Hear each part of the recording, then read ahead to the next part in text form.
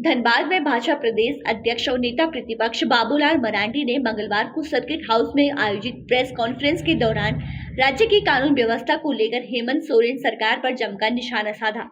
मरांडी ने झारखंड की स्थिति को अत्यंत भयावह बताते हुए आरोप लगाया कि राज्य के संरक्षण में अपराधी और माफिया फल फूल रहे हैं।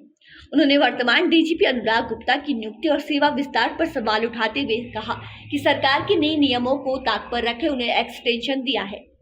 धनबाद में बढ़ते अपराध और गैंगवॉर पर चिंता जताते हुए मरांडी ने कहा कि कोयला नगरी अब माफियाओं की चरागाह बन चुकी है। उन्होंने सोशल मीडिया पर वायरल गैंगस्टर प्रिंस खान की कथित वीडियो और ऑडियो का जिक्र करते हुए पुलिस प्रशासन और अवैध हथियार सप्लाई के अंतर्राष्ट्रीय कनेक्शन का आरोप लगाया है। मरांडी ने धनबाद एसएसपी और प्रिंस खान के बीच कथित संबंधों की चिंता की मांग की है और कहा कि मामले की जांच एनआईए से कराई जाएगी। उन्होंने कहा कि गैंगस्टरों को मिलने वाले हथियारों के इंटरनेशनल रूट का खुलासा होना जरूरी है और पुलिस अपराधी गठजोड़ खत्म करने के लिए केंद्रीय एजेंसियों की मदद ली जानी चाहिए। प्रेस कॉन्फ्रेंस में अंत में बाबूलाल मरांडी ने कहा कि राज्य की स्थिति खतरनाक मोड़ पर पहुंच चुकी है और जनता आने वाले समय में सरकार को इसका जवाब देगी। नहीं, मेरा कोई विजय नहीं। आप किसी आपके सांसद बोले हैं कि जेएमएम को भाजपा के साथ सरकार बनाने के अलावा कोई विकल्प अरे वो बोले हैं कि हमने कहा कि उन लोगों के मामला है, वो आएंगे तो उनसे बात कर लेना या टेलीफोन। नहीं, हमने कहा कि भैया मेरा जिस विषय पर आपसे बात करो मेरा इतना ही विषय है, बाकी आप कांग्रेस पार्टी में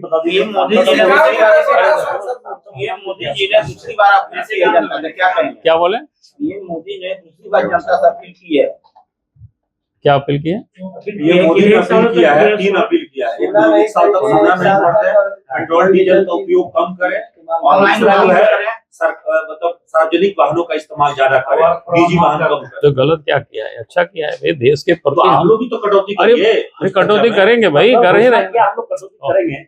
आपका काफिला जो है, जो चलता है लंबा काफिला, उसमें कटौती करिए। हमारा कहाँ भुल्लू जी लंबा काफिला ये भी चलते हैं, जरूर करेंगे कटौती भाई।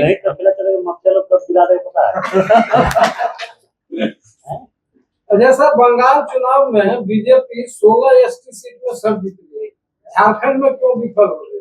अरे अगला बार सब सफल हो जाएंगे।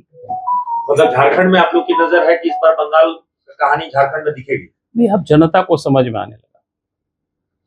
पहले क्या होता था, मैं लोगों से कहता हूँ, पहले मैं किसी से गप कर रहा था तो बोला कैसा बंगाल में कैसे हो? हम बोले यार देखो, पहले इस देश के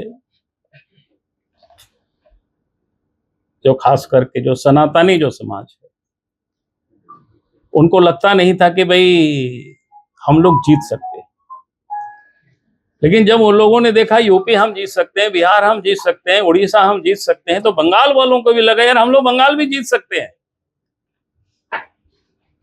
और जम करके लोगों ने इस बार वोट दिया 93%। यही बात तो आप आदिवासियों। अरे वही मैं कह रहा हूँ ना, अगला बार अब इन लोगों को भी आप लगे, पहले लग ही नहीं रहा था कि हम लोग जीत पाएंगे। तो कभी तो समझाइए तो। अरे समझ रहा है ना, अगला बार आने तो दीजिए समय। मैं यही तो आपको बता रहा हूँ। जब लोगों को लगता है, कभी कभी क्या होता है ना, टोला मोहल्ला में जो दादा घूमता है तो उनको लगता है यार इसको कोई पटकने वाला है नहीं, लेकिन जब समझ में आ जाता है कि नहीं ऐसे भी पटका जा सकता है। आप फिल्म वगैरह देखते होंगे ना तो फिर वही जो पब्लिक होता है फिर डंडा लेकर के दौड़ाना शुरू कर देता है। अगल बगल सब जगह तो आप लोग की सरकार। हाँ, तो बस वही तो मैं बता रहा हूँ यार। आप लोगों को कॉन्फिडेंट, आप लोगों को ये कॉन्फिडेंट जग गया है कि नहीं हम लोग सरकार अब बना सकते। पहले लगता था कि यार जैसे हम लोग भी क्या बोलते थे, चुनाव हो गया था ना, ठीक है, एग्जिट पोल दिया, लेकिन किसी से भी झारखंड में बात करो तो बोला अरे बंगाल में सरकार तो यहाँ टफ कंटेस्ट होगा वगैरह वगैरह, बहुमत नहीं प्राप्त करेगी, ऐसे लोगों के मनोभाव था। बाबूलाल जी, एक और सवाल है कि ठीक है, प्रधानमंत्री जी की बात मानकर 1 साल तक सोना की खरीदारी लोग नहीं करेगा, शादी ब्याह में भी यूज नहीं करेगा, लेकिन उन सोना चांदी व्यापारियों का, जो उससे जुड़े हुए जो कर्मचारी, कारीगरों का, देखिए मैंने कहा कि जितना है उतना में कारोबार चलते रहेगा, क्योंकि विदेश से सोना लोग नहीं लगाएगा बहुत, तो ऐसा कुछ नहीं है यार। अरे 1 साल नहीं पहनेगा तो क्या दिक्कत है, और दूसरा काम करेगा। पहली बात मैं कह रहा हूँ कि आज अच्छा पहली दफा ऐसा हो रहा है, ऐसा नहीं है। आप याद करें शास्त्री जी जब देश के प्रधानमंत्री हुआ करते थे, उस समय जय जवान जय किसान की नारा लगाया। उनके देहांत होने के बाद श्रीमती गांधी जब अमेरिका गई थी, उनको अनाज नहीं मिला, उनके साथ जिस प्रकार से लोग व्यवहार किया, तो उन्होंने कसम खाई थी कि भाई आप भारत कोई अनाज कहीं भीख नहीं मांगे। और देश के किसानों ने उसके तकनीक, उसके बीज, वो सारे कुछ तैयार की गई। तो आज तो हम अपने भी खाते हैं, दुनिया को भी खिलाते हैं, इतनी सामर्थ्य है देश हो गया। जो मनमोहन जी की तो- सरकार में भी हुआ था अरे 2013 वही मैं बता रहा हूँ। तो आज देश के प्रधानमंत्री ने क्या कोई कानून नहीं बनाया, देशवासियों से आग्रह किया कि भाई हमें करें। तो इससे और उत्तम क्या हो सकता है। मैं तो लोगों से क्या कहा करता हूँ कि भाई आप एक दिन, आप लोग रैली में खुद अरे गाड़ी बस सुनो चलाइएगा। यार मेरे बात तो, मेरा कहना है कि एक दिन आप मत खाना खाइए, फल खाइए, तो गैस बच जाएगी। अगर महीना में भी तो उदाहरण पेश हम करिए। बिल्कुल करेंगे भाई। रैली आप लोग करिए, रोड शो आप लोग करिए, आप पब्लिक को कहिए कि आप लोग गाड़ी कम चलाइए, तो पेट्रोल डीजल आप लोग भी तो कटौती कहाँ हम करिए। लोग करते हैं, हम लोग कटौती कर ही रहे हैं भाई। हमको कौन बता रहे हैं कि अधिक हम लोग करते हैं। जब होमगार्ड बहाली हुई थी 2017 में, उसके कई चयनित अभ्यर्थी जो है उनको भी आपसे भी मिले होंगे वो। अब कल हमसे लोग मिला है, अब कल हमसे लोग मिला है, हमने कहा कि देखते हैं, मैं बात करूंगा सरकार से। केंदुआ टीम में भूदसान हुआ है, उस मामले पर कुछ हो रहा है अपना? ये तो सरकार को करना है, हम लोगों से क्या होगा बताओ।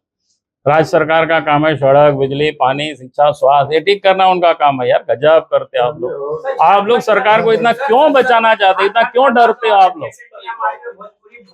क्या अच्छा, एक मामला आया है कि कांग्रेस की ओर में इस मामले में पूरा राधा कृष्ण किशोर ने इस मामले को उठाया है।